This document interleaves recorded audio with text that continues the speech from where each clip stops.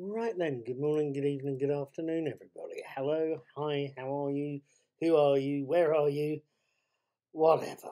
My name is Paul, I'm also called Nik Nak. You've possibly seen the daily teasers I do go past. They're a set of daily brain teaser quizzes, really. They're quite fun, I'm told. At any rate, I also talk about TV shows and movies as well. You've probably seen some of those float past on Twitter or Facebook or Instagram. Tonight I'm going to talk about a TV show I've been watching over the past couple of weeks now.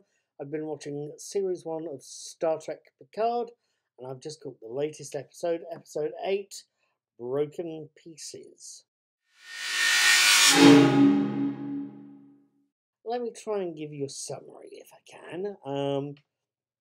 Episode 8 starts with the usual quick summary of previous episodes, and then it moves to a flashback of 14 years earlier in the timeline when Commodore O, the Starfleet mole, holds a ritual on an unnamed planet that has count them, 8 suns.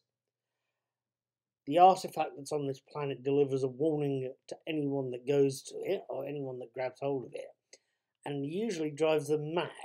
This particular time, she has 8 women grabbing hold of it, and only one Ritual E escaping unscathed, that of Narissa, played by Peyton List. The scene then moves forward to now, with Picard and Soji having beamed on to La Sirena, only for Captain Rios to have flashbacks to his last Starfleet mission. It seems that Soji is the spit of somebody he'd seen killed by his own former captain. He then ended up seeing his own former captain shooting himself in the head. That's not going to do a boy so much good, now is it? Meanwhile, Raffi has worked out several things. Raffi, played by Michelle Hurd, I should say, and being her usual superb self in this particular episode, she's worked out that there's a common Romulan symbol that actually represents 8 suns orbiting around the one planet. She's also worked out that Agnes was the reason the La Sirena was being followed, and that the attack on Mars was orchestrated by the Zat Vash, the ultra-secretive Romulan group dedicating to destroying synthetic life. Meanwhile, Agnes has confirmed to Captain Picard that she killed Maddox, and she's quite happy to turn herself in at the next starbase. But as part of that, she's also promised Soji, the one remaining synthetic in the universe, that she's not going to harm her. We'll have to see how that goes. Back on the artifacts, things aren't going so well for Elnor, who's had to be rescued by 7 of 9. They're hiding in the most secret part of a Borg cube, the Queen cell, which the Queen would use to control a Borg cube. Narissa hasn't found them, but she has managed to jettison the remaining reclaimed Borg from the ship, something 7 was trying to prevent. What can I tell you, except that scene actually, where this one particular scene in the episode, Jerry Ryan as 7 has to become a temporary Borg Queen, and she does it quite well. She doesn't like having to hook up to the Borg cube, and she doesn't like being disconnected, and she doesn't like the fact she doesn't like being disconnected. It's quite a bit of facial performance there, I think.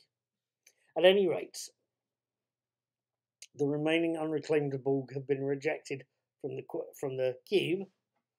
Narissa has managed to work out where Soji's home is, and things are getting nasty.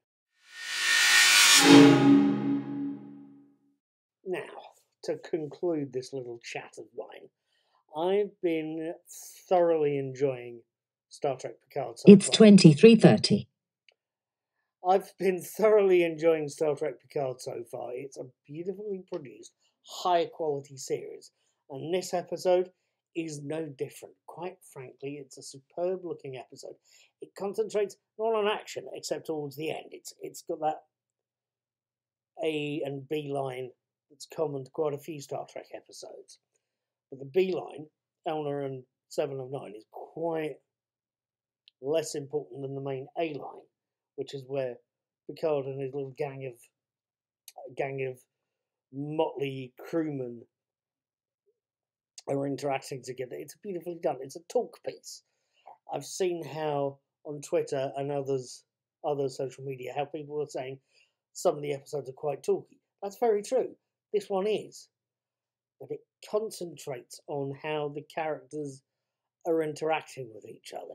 It's concentrating on the fact that, to give you an example, Agnes Jurati has been hypnotized into wanting to kill synthetics. And she's having to fight with herself to make sure that she doesn't harm Soji.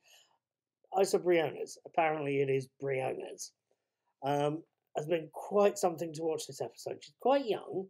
She's about 21, 22, that sort of age, about the same sort of age as Anya Taylor-Joy, who appeared in The Witch a little while ago.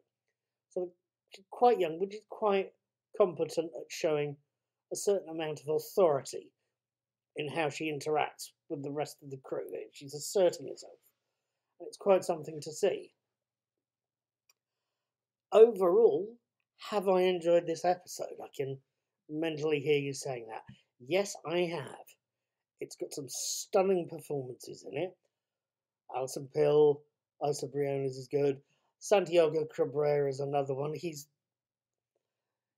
Irish accent and his Scottish accent aren't perfect, but they're close enough for jazz.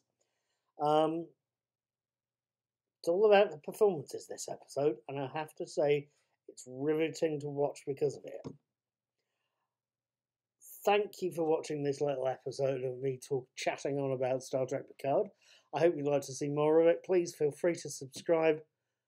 I'll have more episodes of this review series coming up quite soon. Thank you for watching. Have a good day. Take care. And don't get assimilated.